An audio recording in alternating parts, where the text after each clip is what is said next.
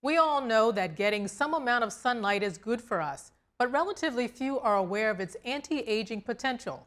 This is through its ability to penetrate into the energy production factories of our cells, the mitochondria. Internist critical care physician Dr. Roger Seheult joined Vital Signs Brendon Fallon to explain. I know you've spoken about the benefits of sunlight to improving eye function in the elderly. Yes, so Glenn Jeffrey at University College London is really looking into this. And back in 2021, he published a paper where he took older people who had issues with their ability to distinguish color. Now, that is a cone issue in the retina of the eye, which, by the way, the retina has the highest concentration of mitochondria, and rightfully so, because there's a lot of metabolic activity happening on the surface of the back of the eye. The thing is as you get older, as we just said, there's less ATP, these things aren't working as well, and it's harder to distinguish colors. So they did an experiment where they put red light, this was not infrared light, but 670, which is in terms of the measurement of the wavelength. The longer the wavelength, the more in the infrared spectrum. So this was visible red light in the back of the retina, and they did it for just 3 minutes in the morning. And that was enough to have a dramatic improvement in the ability of these people to, once again, be able to distinguish colors. This lasted for 5 days. And what's interesting, Brandon, is that this is not a unique effect on just human beings. When Glenn Jeffrey looked at even bees and fruit flies, this type of effect or phenomenon where red light or infrared light is being applied to mitochondria across multiple species, what we're seeing that in all of those species, the mitochondria become more efficient. They are able to produce more ATP and reverse the signs of aging that we had seen, at least at the mitochondrial level. Glenn Jeffrey repeated this experiment in a different way just last year and published this in a publication where he took regular subjects that did not have diabetes, and he, again, applied this red light to the back of these subjects in a randomized placebo-controlled way, so they didn't know if it was happening.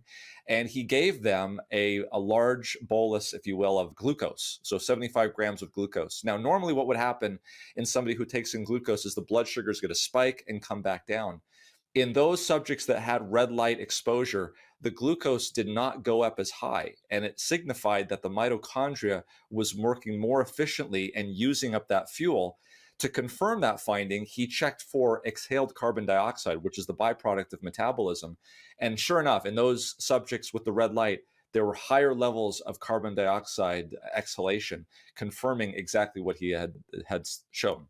In terms of dealing with COVID-19 or dealing with different infections in general, we hear about so many different potential antioxidants that can be taken to combat this, ranging from things we get in our diets to different supplements that can be purchased. In the range of these things, where would you say the melatonin that's stimulated through sunlight fits in? It's at the very top. So we've known now for a while that melatonin is sort of the king of antioxidants. It's so much so, in fact, that it actually itself upregulates other systems of antioxidants. For instance, glutathione is regulated by melatonin.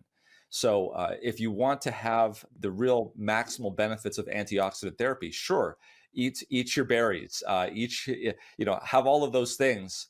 But realize that melatonin that is produced inside your own body is really the key for having melatonin. Now, I'll just say at this point that people might hear this and go out and run out and buy melatonin and pop melatonin. So there's things that you should understand about supplemental of melatonin. Number one is that it's a signal for your body to tell your whole body that it's time to sleep. So really, the only time that you should be taking oral melatonin is right before you go to bed. The second thing is that the amount of melatonin that is secreted at night before you go to bed into the bloodstream is a very small amount compared to the amount of melatonin that is made in the mitochondria. So orders of magnitude higher levels of melatonin have been shown to be produced in the mitochondria itself. The only way to get that melatonin produced in the mitochondria is to have systems in place like we already have, making sure that you're getting plenty of sleep, but to get outside and allow the infrared light to stimulate that production. There's no amount of oral melatonin that's going to take the place of that type of stimulation. To learn more about sunlight's power to boost immunity and the best time of day to get out in the sun, you can watch that full Vital Signs interview at ept.ms/antivirallight.